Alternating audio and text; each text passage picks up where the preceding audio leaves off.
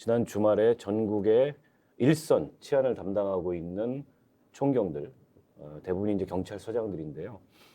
회의를 했고 그에 대해서 행정안전부에서 장관이 쿠데타다 이렇게까지 지금 비난을 하면서 일촉즉발의 상황으로 치닫고 있는데 전반적으로 이 상황을 어떻게 보시는지 우선 두 분의 짧은 평가를 들어보고 얘기를 이어가겠습니다. 네, 저는 경찰국에 대한 취지는 동의합니다. 이유는 한 가지죠. 지난 5년간 검찰에 대해서 민주당이나 혹은 법무부 장관 또는 대통령이 했던 이야기 그대로입니다. 민주적 통제가 없는 공권력은 없다. 네. 그 당시에 민주적 통제가 검찰이 없었다라고 이야기하면서 엄청난 어쨌든 검찰에 대한 통제를 강화하지 않았습니까? 그런데 지금 경찰을 한번 보시자고요. 옛날의 경찰이 아닙니다. 국정원이 갖고 있던 대공 수사권 그대로 넘겨받았어요. 그 다음에 검경 수사권 조정을 통해서 6대 범죄 이외의 모든 범죄들을 모두 다 경찰이 수사하게 돼 있습니다. 14만 명이나 되고요. 네. 검찰은 2천 명에 불과하지만 14만 명이나 되는 그런 이 경찰들에 대해서 이렇게 공용화되어 있는 경찰을 보다 효율적이긴 어떤 정부의 지원, 뭐 인사 문제라든지 예산 문제 다 사실 정부가 통제만 하는 것이잖아요. 지원하는 문제 아니겠습니까? 이런 부분들과 관련돼서 지금까지는 현 전 정부까지는 이것이 청와대의 민정수석실에서 사실상 담당을 해왔던 부분들이 있어요. 네. 하지만 민정수석실을 통제를 하려면 그러니까 어떤 식으로 민정수석실이 경찰을 통제했느냐 밝혀지지가 않아요. 왜냐하면 운영위가 청와대를 통제를 했었는데 옛날에 그러니까 통제라기보다는 견제를 했었는데 운영위에 민정수석이 참석한 거를 꼽아보면 5번도 안 돼요. 네. 지금까지 문재인 민정수석은 민정수석 시절에 어쨌든 참석을 했던 걸로 기억을 합니다만 그런데 이렇게 통제가 안 되는 것을 부처가 만약에 그러니까 그 부처가 담당하게 되면 예를 들어서 행안부가 담당하게 되면 행안부는 상임위에서 충분히 견제가 가능하죠. 어떤 식으로 인사를 배정하고 어떤 식으로 했다든지 이런 관계에 있어서는 저는 경찰국이 신설되는 것이 너무나 당연하다라고 생각을 아니 하거든요. 경찰국 신설이 필요하다는 점에 대해서는 뭐 다양한 시각이 있을 수 있겠지만 네. 일견 그런 면이 있는데 네. 그에 대해서 일선 경찰들이 우려를 표명했다 그래서 뭐 사실상 뭐 징계에 준하는 그런 어떤 그 뭐랍니까 대기 발령을 내리고 그리고 행안부 장관이 나서서 이건 12.12 쿠데타와 다를 바 없다 이렇게 비난하는 게 정당하다고 그러시죠. 그 다음 이제 말씀을 드리려고요. 네네. 아까 취지는 동의하지만 해서 네네. 취지 말씀을 드렸고요. 저는 지금 그 다음 수순 경찰이 자기네들을 지금까지 청와대에서 통제했던 것들을 행안부에서 한다고 해서 이렇게 그 집단 행동을 보이는 것은 전 잘못됐다고 생각하지만 그러나 어쨌든 그들을 설득할 의무는 현 정부한테 있다. 그건 설득과 함께 그러나 이 원칙을 지켜나가는 과정 이런 것들이 병합돼야 사실 경찰을 설득하는 것만이 아니라 그런 과정이 바로 국민을 설득하는 과정이거든요. 그래서 이렇게 강경하게만 대응하는 것이 옳으냐라는 질문이라면 저는 다른 여러 가지 어떤 방법도 병행됐어야 옳았다. 경찰위원회라는 조직이 너무 유명무실화되어 있으니 이것을 빨리 정상화시켜서 실질적인 기능을 하도록 해서 경찰의 정치적 중립성과 또 나름의 독립성을 확보해주는 방식으로 가자는 것인데 저는 참 이제 이 문제를 이렇게밖에 풀지 못하느냐 상상할 수 없는 일이지 않습니까? 아까 그 제목에도 나왔지만 아니 경찰 공무원들이 삼보일배를 하고 또 행안부 장관이 그 행동에 대해서 총경 모였다고 쿠데타라는 발언을 하면서 이것이 제대로 된 민주적 통제 방식이 뭔지에 대한 국민적인 합의 또는 논쟁이 없이 맞다 아니다 이걸로 극단으로 치달아 버리니까 문제의 본질은 없고 정쟁만 남아있는 이런 상황에서 누가 피해를 보느냐 국민만 피해를 본다 이런 생각이 들고요. 치안과 경찰에 관한 사무가 없음에도 불구하고 이거를 지휘 규칙을 통해서 경찰국을 신설하고 경찰의 인사부터 시작해서 이렇게 행안부 장관이 통제하는 게 과연 헌법과 법률 이 정부가 그렇게 강조하는 법과 원칙에 부합하는 이런 논점이 있거든요. 거기에 대해서 어떻게 생각하십니까? 일단 첫 번째 부활이냐, 내무부의 그런 그 뭐 경찰국에 대한 부활이냐라는 점에서 동의하지 않습니다.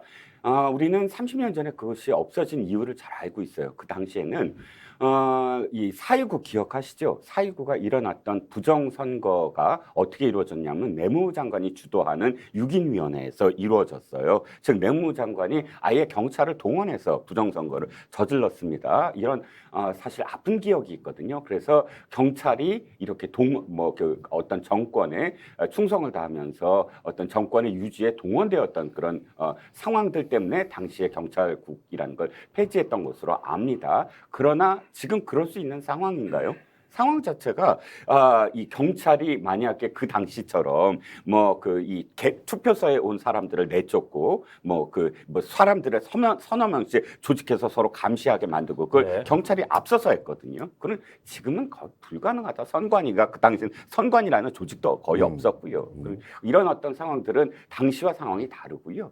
그 다음에 말씀하셨던 헌법과 관련돼서 우리가 치안이라는 거 있지 않습니까? 수사 말고 국민의 안녕 그러니까 국민의 재산 그리고 국민의 생명, 신체를 담당하는 그것을 보전해주고 그 지켜주는 부서는 경찰입니다. 당연하죠. 그 경찰은 국가에 귀속이 돼야 되고 그다음에 대통령이라든지 혹은 내무부라든지 그런 어떤 정부에 귀속이 되는 건 너무나 당연한 것이죠. 수사권의 독립 그 이외에도 경찰은 해야 될 정말 기본적인 어떤 일들이 있습니다. 그거를 국가가 대통령이 지휘하지 않고 내무부 장관이 지휘하지 않고 그런 일들을 할 수가 있나요? 그건 불가능하기 때문에 법에 없다라는 그런 이유 자체가 저는 성립이 되지 않는다고 생각을 합니다. 충분한 수기 과정을 통해서 어떤 찬반이 있는지 이것들을 어떻게 해소할 것인지 결국 지금 현재 경찰은 단도직입적으로 말씀드리면 윤석열 정부의 경찰이에요. 잘하든 잘못하든 윤석열 정부가 책임을 져야 되는 구조라면 이 이제 당사자들이 반발하고 있는 이런 부분에 대해서 좀 충분하게 설명을 하고 설득을 시켜야 하는데 그 과정이 왜 생략됐느냐는 질문은 아무리 많이 하더라도 저는 정부에서 비난을 좀 피하기는 어렵다 이런 생각이 좀 들고요.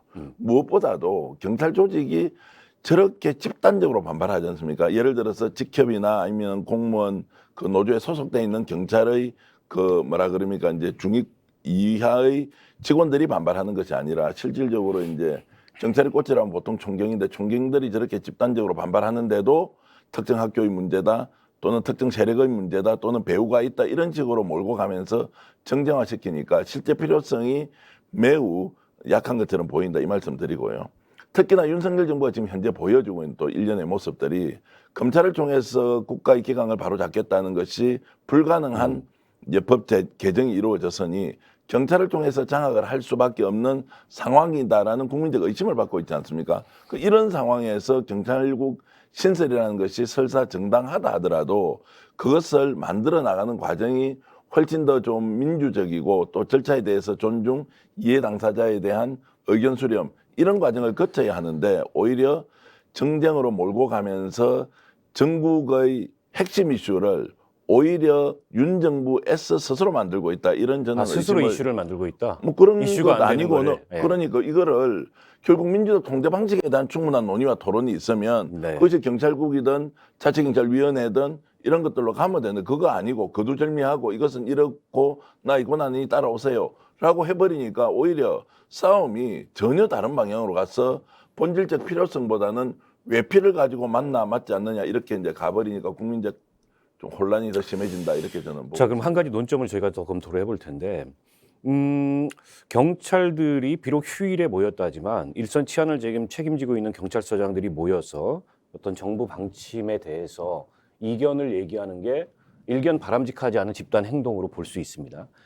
그런데 과거에 어쨌든 검찰 같은 경우에 국회 입법 사항에 대해서까지도 모여가지고 검사장 회의, 고검장 회의, 또 평검사 회의 이런 각급 회의를 통해서 반대하고 또 공공연히 저항했던 그런 전례가 있거든요. 비근한 예로 얼마 전에 검수완박 입법 때도 그런 사안이 있었고. 근데 이제 검찰들의 그런 행동은 뭔가 애국적인 행동이고 경찰들의 이런 행동은 단지 경찰이 군대와 유사하게 무력을 사용할 수 있고 제복을 입은 그런 공무원이라는 이유로 쿠데타에 준한다. 이렇게 얘기할 수 있는 건가? 그래서 검로 경무라는 얘기까지 나오고 있지 않습니까? 그 점에 대해서 어떻게 생각하는지 이번에 우리 그 정기환 평론가님부터. 그 무기를 들고 나올 수 있다, 무력을 행사할 수 있다. 뭐 형식 논리에 너무 맞는데요. 만약에 경찰이 저렇게 모였는데 네. 대한민국 5천만 국민이 다 한 명이라도 저런 집단 반발이 혹시라도 무력을 행사할 수 있는 상황으로 갔겠다고 아마 가정을 한 분은 이 문제를 제기한 장관밖에 없는 것 같아요. 대한민국이 어떤 나라인데 네. 무력을 사용할 수 있는 집단적 속성 때문에 그 사람들이 모임 자체가 구테타의 성격을 가지고 있다는 이 조건을 어떻게 사고의 확장을 시켜야 가능한지 저는 좀 의문이 들고요. 네. 다만 총경회의를 할 때 이런 부분들이 사전에 상관의 지시를 받지 않았던 부분에 대해서는 저는 문제 제기를 충분히 할 수 있다고 보고, 왜 그렇게 집단 행동을 동의 없이 하느냐. 특히 저기도 검사 동일체 원칙처럼 경찰 조직도 일사불란하게 움직이고 또 제복을 입은 모든 그 군인, 경찰 이런 분들은 특히나 이제 국가에 대한 애국이나 또는 국가가 통제하는 통제 방식에 대한 철저한 복종 이런 것이 문화로 자리 잡고 있지 않습니까? 네. 그런 데서 국민들이 상당히 불안해할 수 있다. 이런 지적은 맞지만 무력을 행사할 수 있는 집단이기 때문에 구테타에 준하는 걸로 평가할 수 있다. 이제 이렇게 가는 것은 너무 진도가 많이 나가니 오히려 국민적 이질감을 키우고 네. 도대체 저 사람들이 오히려 저 행안부 장관의 그 이제 경찰국 신설에 대해서 반발하는 것이 좀 더 정당한 것처럼 이렇게 몰려가는, 그래서 오히려 실점은 행안부 장관이 국민들을 설득하고 이해를 구해야 하는데 오히려 점수를 잃고 마는 이런 상황을 연출하는 것은 아닌가 그러니까 이런 생각을 43년 전에 쿠데타 얘기까지 꺼내서 저거를 제압하려고 하고 있는데 상황은 제압이 안 되고 더 불길이 커지고 있는 것 같아요. 저는 검찰이 이 그 회의 있지 않습니까? 고검장 회의, 뭐 무슨 회의, 그건 법관 회의도 마찬가지. 판사들도 회의를 하거든요. 검찰은 조금 다르다고 생각을 해요. 이들이 무슨 애국이다 이렇게까지 저는 표현하고 싶지 어떤 않지만 점에서 다르죠? 준사법적 기구이거든요. 즉 이 스스로 정화해야 되는 어떤 상황들이 있어요. 검사 동일체 원칙이라고 해서 뭐 모든 검사가 검찰총장으로 해서 일사불란하게 뜻을 같이 해야 한다고 하지만 그렇게 됨으로써 사실상 굉장히 많은 문제가 노정이 될 수가 있거든요. 그러니까 도리어 검사들로 하여금 자기 목소리를 내서 우리가 스스로 견제를 하자라는 의미에서, 어떤 의미에서는 그런 의미에서 검사장 회의라든지 일반 검사 회의 이런 것들이 존재한다고 저는 생각하거든요. 전 판사 회의도 마찬가지입니다. 판사 회의도 스스로 사실상 우리가 제대로 우리의 권력을, 사법적 권력을 행사하고 있느냐에 대한 정화의 의미가 충분히 있다고 생각을 해요. 그럼 경찰한테는 그것이 없어야 되느냐? 그건 아니라고 봅니다. 경찰들도 사실 자기들이 모여서 낼 수 있어야 된다고 생각을 해요. 하지만 아까 평론가님 말씀하셨듯이 그것도 법적 절차에 따라야 된다.